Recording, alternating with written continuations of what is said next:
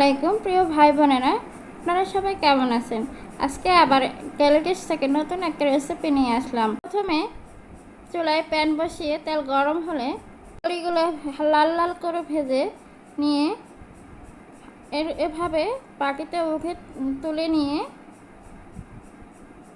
আবার মাছ গায়ে হলুদ লবণ মাখিয়ে রেখেছিলাম।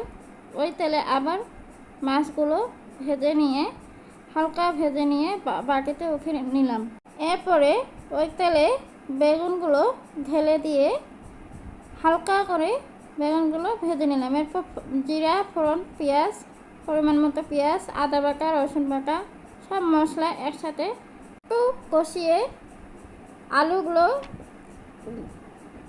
ধুয়ে রাখা আলুগুলো ঢেলে দিয়ে এভাবে আরেকটু কষিয়ে তেলে কষিয়ে একটু লবণ,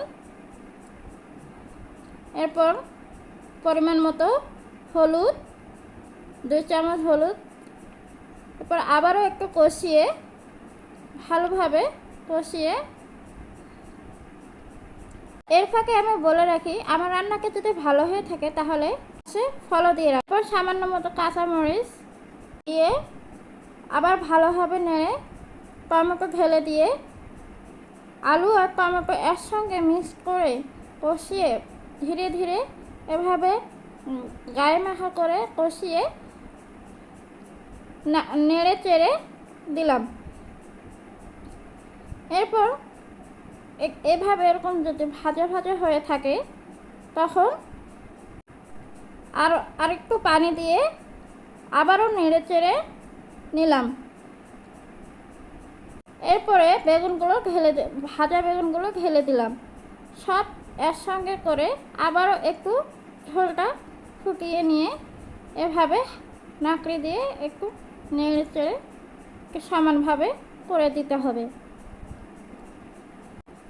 পর মাছগুলো ঢেলে দিতে হবে আলতোভাবে, যাতে করে মাছটা ভেঙে না যায়, লক্ষ্য রাখবেন। মাছটা ভেঙে গেলে এতে খেতে ভালো লাগবে না। এরপরে উপর দিয়ে আবার সুন্দর করে বড়িগুলো দিতে হবে। বড়িগুলো দেওয়ার সময় মাছের গায়ে যেন ঢেকে না যায়, সাইডে সাইডে একটু দিতে হবে। বড়িগুলোও আবার লক্ষ্য রাখতে হবে যাতে ভেঙে না যায়। এই তো হয়ে গেল। গ্যাসে মাছের তরকারিকে ঢেলে নিই। আমার রান্নায় যদি একটু ভালো লাগে থাকে তাহলে কমেন্ট করবেন। আজকের মতো এখানে আমার রান্না শেষ। আবার একটা নতুন হাজির হব রান্না নিয়ে। আল্লাহ হাফেজ।